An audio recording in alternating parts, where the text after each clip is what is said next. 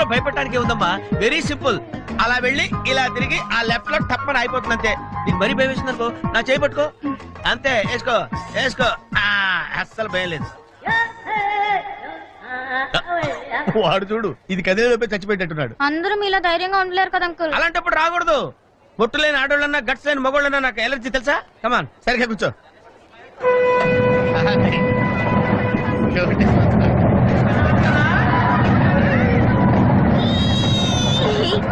ఉందండి.